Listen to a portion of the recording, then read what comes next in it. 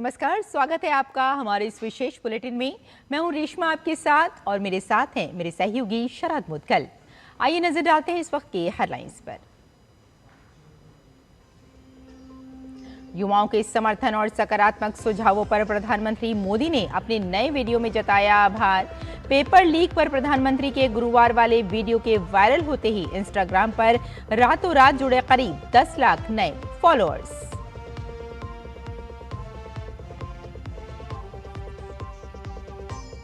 केंद्र सरकार और कॉकरोच जनता पार्टी के बीच आज नई दिल्ली में होगी तीसरे दौर की वार्ता।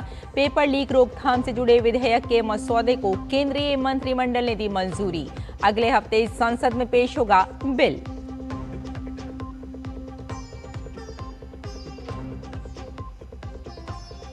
एनटीए में सुधार प्रक्रिया की शुरुआत। 47 अधिकारियों की बर्खास्तगी करने के बाद एजेंसी ने निकाली वैकेंसी। यूपीएससी के प्रतिभा सेतु पोर्टल के जरिए होगी युवा प्रोफेशनल्स की भर्ती।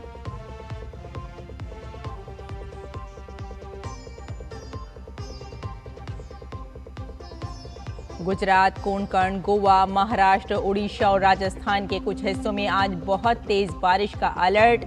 असम और गुजरात के बाढ़ प्रभावित इलाकों में बचाव अभियान युद्ध स्तर पर जारी।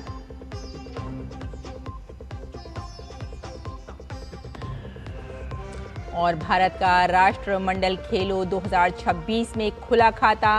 पैरा पावर लिफ्टर झंडू कुमार ने जीता कांस्य पदक।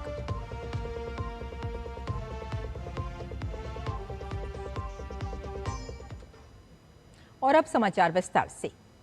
पेपर लीक पर पीएम के गुरुवार वाले वीडियो पर देश भर से मिले व्यापक जन समर्थन और सकारात्मक सुझावों के बाद प्रधानमंत्री ने कल अपने एक नए वीडियो संदेश में देश के युवाओं का आभार जताया है। सोशल मीडिया पर प्रधानमंत्री नरेंद्र मोदी की लोकप्रियता में लगातार इजाफा होता जा रहा है। पीएम के नए वीडियो को देश और दुनिया भर से जबरदस्त समर्थन और प्रतिक्रिया मिली है। वीडियो वायरल होते ही केवल 24 घंटों में ही पीएम मोदी के इंस्टाग्राम हैंडल पर करीब 10 लाख नए फॉलोअर्स जुड़ गए हैं। दरअसल प्रधानमंत्री ने गुरुवार को देर रात एक वीडियो संदेश जारी कर देश के युवाओं और आम लोगों को भरोसा दिलाया था कि पेपर लीक के मुद्दे पर सरकार कड़ी कार्रवाई करने के पक्ष में है। नीट पेपर लीक विवाद को लेकर केंद्र सरकार और कॉकरोच जनता पार्टी के बीच आज नई दिल्ली में तीसरे दौर की अहम वार्ता होगी। दोनों पक्षों के बीच ये बातचीत छात्रों की मांगों को लेकर जारी गतिरोध के बीच हो रही है। कल करीब 2 घंटे तक चली बातचीत के बाद सीजेपी ने दावा किया था कि सरकार उनकी 2 प्रमुख मांगों पर सकारात्मक रुख दिखा रही है। वीपी हाउस में हुई बैठक में केंद्रीय मंत्री जेपी नड्डा और डॉक्टर जितेंद्र सिंह ने सीजेपी प्रतिनिधि मंडल से मुलाकात की, जिसमें छात्रों की मांगों पर विस्तार से चर्चा हुई। इस दौरान सीजेपी ने अपनी 3 प्रमुख मांगों के साथ परीक्षा सुधार से जुड़े 5 लिखित सुझाव भी सरकार को सौंपे। बैठक के बाद केंद्रीय मंत्री जेपी नड्डा ने सभी प्रस्तावों पर गंभीरता से विचार करने का आश्वासन दिया था। वहीं सीजेपी के राष्ट्रीय प्रवक्ता आशुतोष रांका ने उम्मीद जताई है कि आज तीसरे दौर की बैठक में सरकार उनकी मांगों पर स्पष्ट रुख सामने रखेगी।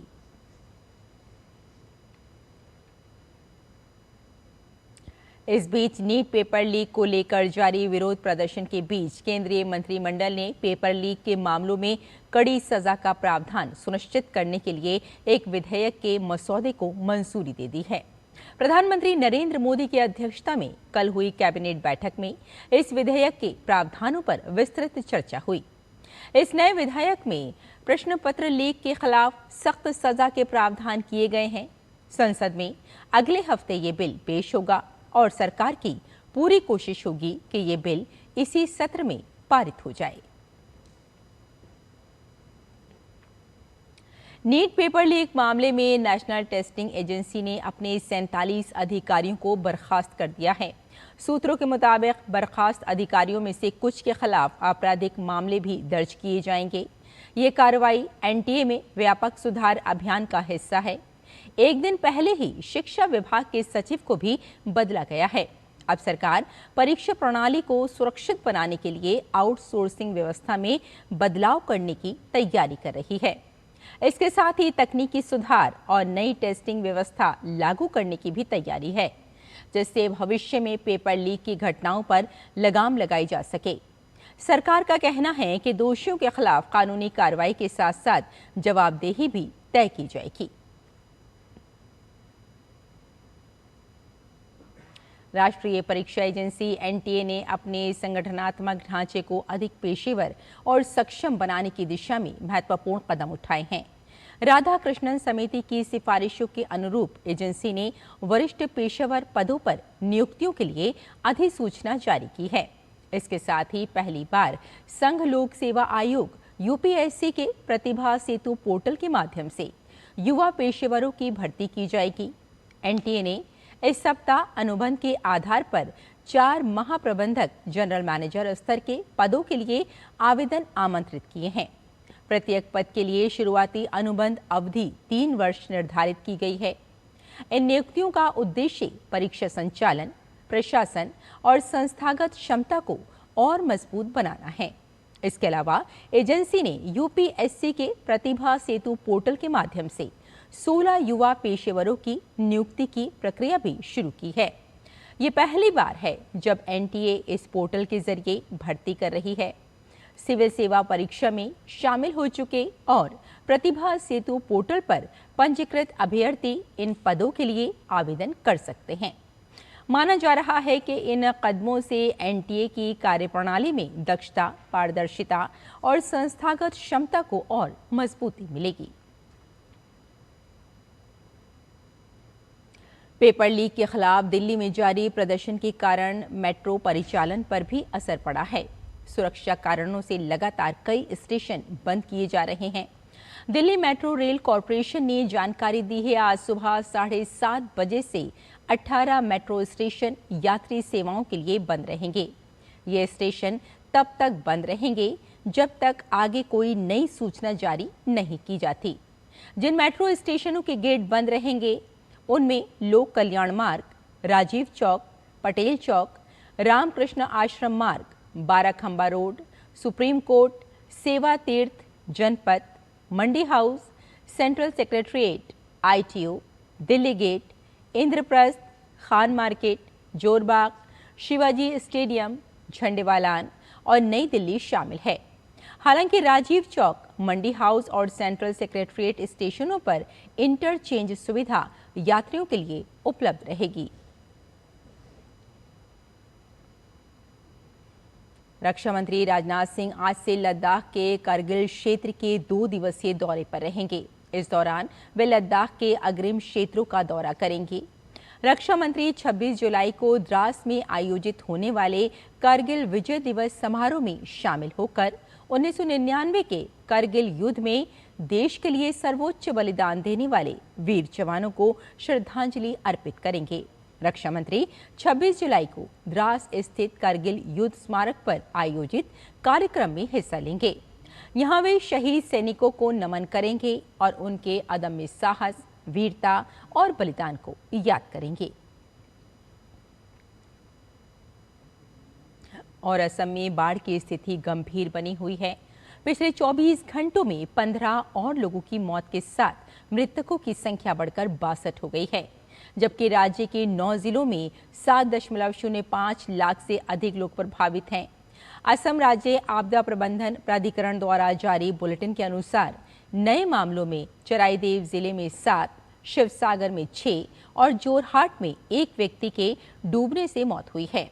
ताज़ा मौतों के साथ ही इस वर्ष बाढ़ से जान गंवाने वालों की कुल संख्या बढ़कर 62 हो गई है।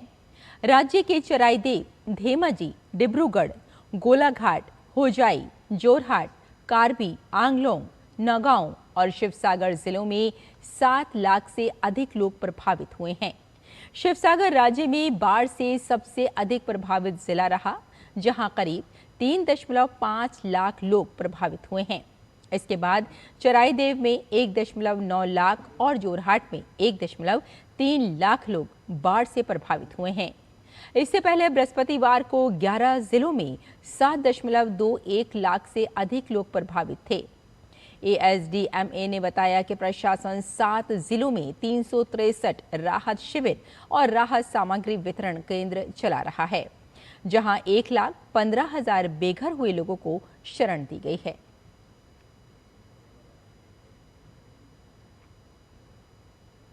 गुजरात में भारी बारिश से हालात गंभीर बने हुए हैं। राज्य के कई जिलों में मूसलाधार बारिश के बाद सेना, तटरक्षक बल, एनडीआरएफ और एसडीआरएफ की टीमें राहत और बचाव अभियान में जुटी हुई हैं। अब तक 40,500 से ज्यादा लोगों को सुरक्षित स्थानों पर पहुंचाया गया है।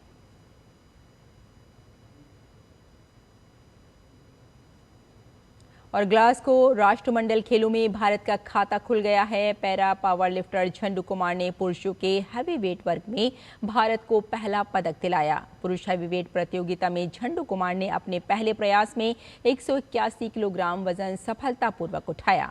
इसके बाद दूसरे प्रयास में 190 किलोग्राम वजन उठाकर अपने प्रदर्शन में और सुधार किया।